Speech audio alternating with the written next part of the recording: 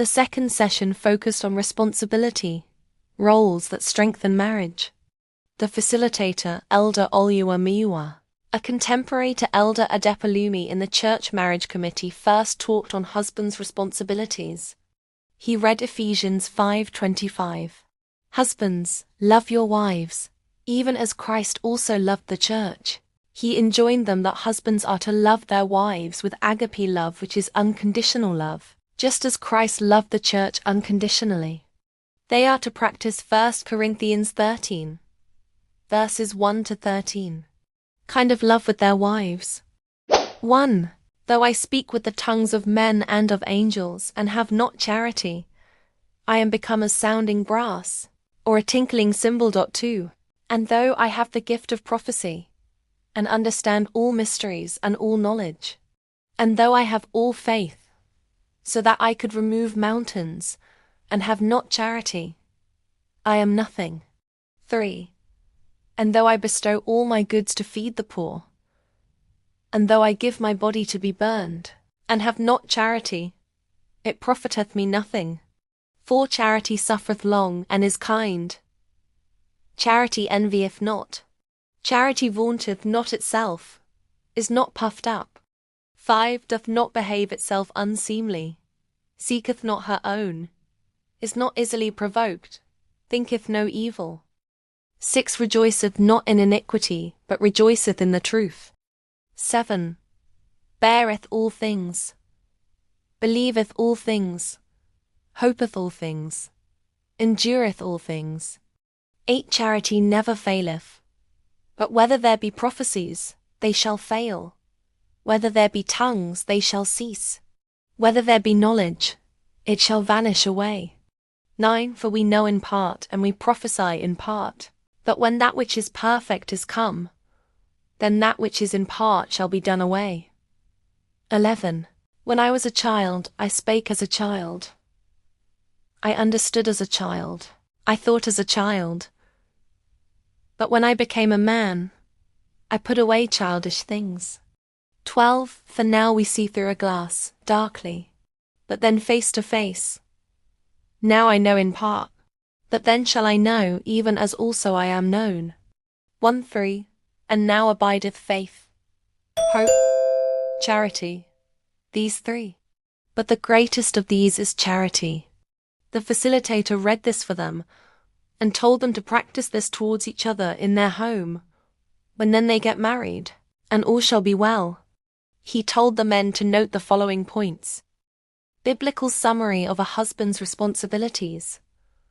Ephesians 5:25.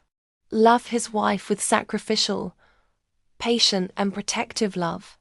Ephesians 5:23. Lead the family with humility, wisdom, and accountability before God. 1 Timothy 5-8. Provide for the family, ensuring care, stability, and responsibility. Ephesians 6-4. Train and guide the children in godly instruction and example. Joshua 24:15. Lead the home spiritually, setting a godly direction for the household. Ephesians 5:25 was read. Husbands, love your wives even as Christ also loved the church. He shared how leadership in marriage is not control, but sacrifice. A short example was given of a man who changed his home simply by choosing patience over pride. The facilitator concluded that leadership in marriage is not dominance, but sacrifice, protection, and accountability before God. A short experience showed how a man changed his home when he chose humility over pride. The facilitator, Elder Oluwamiyiwa, progressed in his lecture. He adjusted his glasses and cleared his through. The next point that we will look at is the wife role in the marriage and at home. Roles of a wife in marriage. A wife is a loving partner who supports and respects her husband, cooperates with his leadership, and helps build a peaceful home. She nurtures her family, prays for her household, gives wise counsel, manages responsibilities faithfully, promotes peace, remains loyal, and continues to grow personally and spiritually. Her role is practiced in love and partnership, not force, contributing to a strong and balanced marriage. Next came wife's responsibilities. Proverbs 31:10-31 was read. 10. Who can find a virtuous woman? For her price is far above rubies. 11. The heart of her husband doth safely trust in her, so that he shall have no need of spoil. 12. She will do him good and not evil all the days of her life. 13. She seeketh wool and flax and worketh willingly with her hands. 14. She is like the merchant's ships.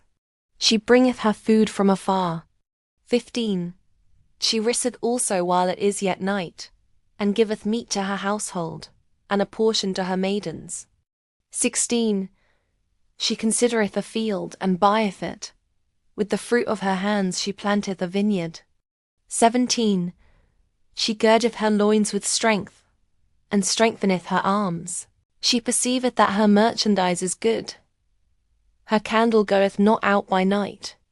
19. She layeth her hands to the spindle, and her hands hold the distaff. 20. She stretcheth out her hand to the poor. Yea, she reacheth forth her hands to the needy. 2:1. She is not afraid of the snow for her household, for all her household are clothed with scarlet. 2:2. She maketh herself coverings of tapestry. Her clothing is silk and purple. 2:3. Her husband is known in the gates, when he sitteth among the elders of the land. 2:4.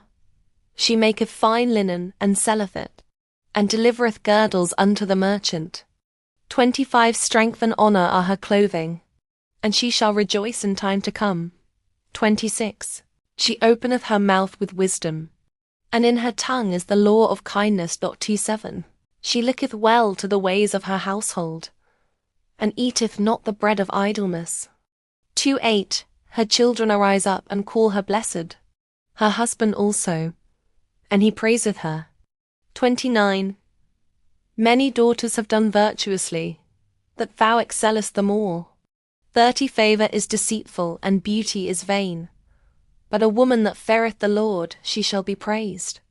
31. Give her of the fruit of her hands, and let her own works praise her in the gates. Wisdom, support, and strength were emphasized, not weakness. He shared a simple story of a wife whose calm words prevented repeated conflicts, showing how wisdom preserves peace. The facilitator also read to them Ephesians 5:22-23. Wives, submit yourselves unto your own husbands, for the husband is the head of the wife. It was explained clearly and calmly. There can only be one head in a home, not two. Anything with two heads must be a beast. That head in a home is the husband. The wife's role is not competition, but support him in prayers and wisdom and partnership. Submission was taught not as weakness, but as divine order. A brief life experience was shared of a home that regained peace when the wife chose support instead of struggle, and the husband responded with love. Tinu listened thoughtfully. Understanding replaced fear. In summary, wife's biblical role in marriage. Ephesians 5:22. Wives, submit yourselves unto your own husbands. It means a wife willingly allows her husband to be the head of the home. The wife's responsibility is to support him spiritually, morally, and emotionally, providing strength, encouragement, and partnership. Submission is not about control or domination, but about order, peace, and God's design for the family. In every home, there must be one head. That head is the husband. A home works best when each person knows their God-given role. The husband leads. The wife supports. Together they walk in love, wisdom, and obedience to God.